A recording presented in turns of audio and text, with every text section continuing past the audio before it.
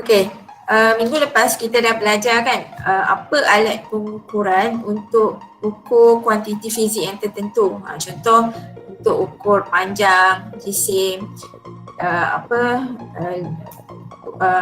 berat, jisim tu berat lah. Okey, isi padu. Okey, jadi minggu ni kita nak belajar macam mana kita nak buat anggaran sebelum membuat pengukuran sebenar. Contoh, kalau awak tak ada peralatan, alat dan ragas untuk ukur isi padu, untuk ukur berat, macam mana kita nak buat anggaran untuk kita tahu contohnya berat atau isi padu sesuatu objek itu sebelum kita dapat buat pengukuran yang sebenar. Jadi pada masa dahulu pun sebelum alat pengukur ni dijumpai oleh saintis, cara inilah yang digunakan dahulu untuk membuat pengukuran. Maksudnya dia guna cara anggaran. Sebelum dia dapat guna alat pengukuran yang pengukurannya lebih tepat dan jitu kan. Sebelum ni pun kita dah belajar kan apa maksud kejituan, kepersisan dan kepekaan. So tapi yang kali ni kita nak belajar tentang kalau kita tak ada alat yang sesuai, alat yang pengukuran yang sesuai, kita masih boleh buat pengukuran menggunakan kaedah anggaran. Ada 3 kuantiti fizik lah yang kita boleh ukur menggunakan kaedah anggaran ni. Yang pertama adalah luas, yang kedua adalah jisim dan yang ketiga adalah isi padu. Luas adalah besar sesuatu kawasan, dan unit ASI ni ialah meter kuasa 2. Jisim pula contohnya macam kita ada jisim 1 helai kita ada jisim 100 helai kertas. Jadi kita boleh buat anggaran berapa jisim 1 helai kertas berdasarkan jisim 100 helai kertas yang kita tahu tu. Yang ketiga ni adalah isi padu. Isi padu ni adalah ruang yang dipenuhi objek dan unit SI-nya ialah meter kuasa 3. Kita tengok dulu membuat anggaran luas. Untuk luas, ada 2 kaedah untuk kita kira luas sesuatu objek. Satu kaedah untuk objek sekata dan satu lagi kaedah untuk objek tidak sekata. Untuk objek sekata, kita boleh ukur luas menggunakan rumus. Contohnya, kalau kita nak ukur luas segi 4, kita guna rumus panjang darab lebar. Lagi kalau luas segi 3, setengah darab panjang darab tinggi kan. Jadi kalau objek tu sekata, kita boleh guna rumus. Tapi macam mana kalau objek tu tidak sekata? Jadi contoh macam gambar kat sebelah ni kan, gambar daun ni. Contoh awak nak ukur luas daun. Daun ni adalah objek yang tidak sekata. Jadi kita gunakan kaedah kertas graf. Kertas graf tu dia adalah 1 cm darab 1 cm. Jadi luas dia adalah 1 cm kuasa 2. Jadi cara dia awak lukis bentuk daun di atas kertas graf.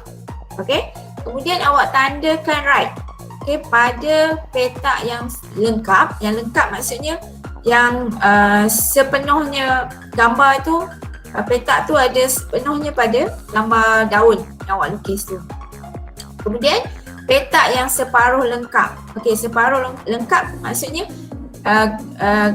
gambar daun tu dia awak lukis pada separuh lebih daripada separuh daripada kotak kertas graf ni. Contoh yang macam cikgu tunjuk ni, kejap cikgu tunjukkan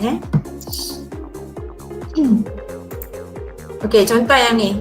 Ini kan separuh kan, separuh kertas graf. Jadi awak tanda right juga. Yang ketiga lebih daripada separuh lengkap. Macam contoh yang ini cikgu tunjukkan ni. Ini lebih daripada separuh lengkap. Awak tandakan right juga. Jadi kemudian awak kira berapa awak tanda right tu. Macam ni 1, 2, 3 4, 5, 6, 7, 8, 9, 10, 11, 12, 13, 14, 15, 16, 17, 18, 19, 20, 21, 22, 23. Jadi kita anggarkan luas daun ni adalah 23 cm padu. Okay, sebab satu kotak bersamaan dengan 1 cm padu. Jadi ada 23 kotak yang kita tanda right kan. Jadi kita anggarkan luas selai daun ni adalah 23 cm padu. Okay, so yang macam contoh yang ujung daun ni dia tak tanda right sebab daun ni yang kita lukis ni tak sampai separuh kan. Yang dia kena lengkap separuh ataupun lebih daripada separuh, baru awak tanda right. Okay, so kesimpulannya, untuk anggaran luas ada dua kaedah, iaitu satu untuk bentuk sekata kita guna kaedah rumus.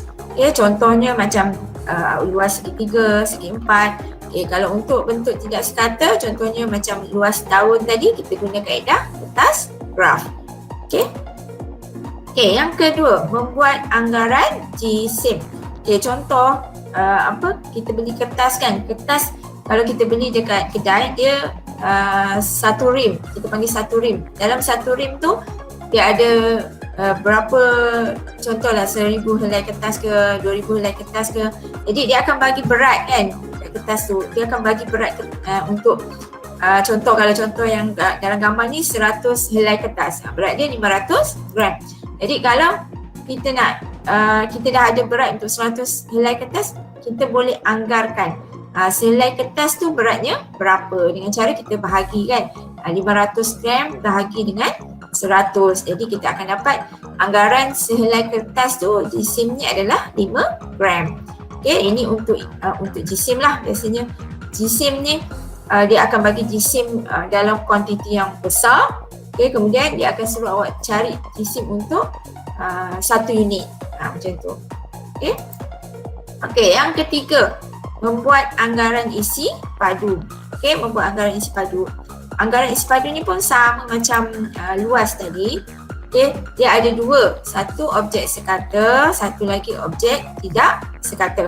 Kalau objek sekata, kita gunakan kaedah rumus lah, sama macam luas tadi. Jadi contoh macam dalam gambar ni, dia nak cari isi padu kubus kan. Isi padu kubus, tinggi, darab lebar, darab panjang. Jadi akan dapat 4 darab 4 darab 4 dapat 64 cm padu. Yang penting awak kena ingat unit dia cm padu. Tapi macam mana pula kalau objek tu tidak sekata? Contohnya macam batu. Awak nak ukur isi padu batu. Kita boleh ukur dengan cara macam ni. Kita masukkan mula kita masukkan air ke dalam silinder penyukat. Contohnya kita masukkan 15 cm padu air. Kemudian kita masukkan batu tu ikat dululah dengan tali, sebab kalau kita campak dia nanti boleh pecah silinder penyukat ni. Jadi ikat dulu dengan tali, kemudian kita masukkan dalam air tadi, dalam silinder penyukat yang ada air tadi kan. Jadi awak masukkan sampai ke dasar dia. Kemudian awak tengok air tu dia naik berapa. Bila kita masukkan objek, air tu akan naik kan. Kemudian awak catatkan berapa air tu naik sampai berapa. Macam contoh eksperimen ni, dia naik sampai 23 cm padu. Jadi isi padu batu tu adalah 23 cm padu tolak 15 cm padu. Sama dengan 8 cm padu. Jadi ini adalah anggaran isi padu batu ni. Ini kita namakan dia kaedah sesaran air. Jadi berapa sesaran tu maksudnya berapa air tu tersesar. Air tu naik kan, paras air tu dia akan naik kan bila kita masukkan objek tu. Jadi itu berapa kenaikan dia tu, itu kita namakan dia sesaran. Sesaran. Jadi kat sini kita anggarkan 8 cm padu tu adalah isi padu untuk batu tu lah. So kesimpulan dia, untuk isi padu pun ada dua, iaitu satu bentuk sekata, satu lagi bentuk tidak sekata. Okey, kalau bentuk sekata kita guna kaedah rumus, dan bentuk tidak sekata kita gunakan kaedah sesaran air. Okey, jadi untuk kesimpulan ni, untuk akhir sekali, okey, teknologi dan inovasi dalam alat pengukuran ni, okey, disebabkan ada inovasi dalam alat pengukuran ni, kita dapat buat sesuatu perkara tu dengan lebih mudah. Contohnya, orang yang ada penyakit darah tinggi kan, okay, macam mana dia nak tahu tekanan darah dia? Takkanlah setiap kali dia nak tahu tekanan darah dia, dia kena pergi ke klinik. Okay, jadi sekarang dah ada alat untuk menunjukkan tekanan darah tu. Kita namakan dia monitor tekanan darah digital. Contoh dalam gambar inilah. Okay, jadi bila ada bantuan alat ni, okay, siapa-siapa yang mengalami penyakit tekanan darah tinggi, dia boleh tahu berapa tekanan darah dia. Okay, setiap hari dia boleh check lah dekat rumah berapa tekanan darah dia. Sebab orang yang ada penyakit tekanan darah tinggi ni, dia tak boleh tekanan darah dia tinggi sangat, nanti dia boleh kena stroke. Okay, jadi dengan peredaran masa, dengan kemajuan teknologi terkini ni, banyak perkara yang kita boleh dapat manfaatnya, okay, daripada inovasi dalam alat pengukuran ini. Okay, untuk bab 1.4 kita sampai kat sini sajalah yang cikgu nak ajar. Okay, nanti kita akan sambung lagi untuk subtopik yang seterusnya. Okay.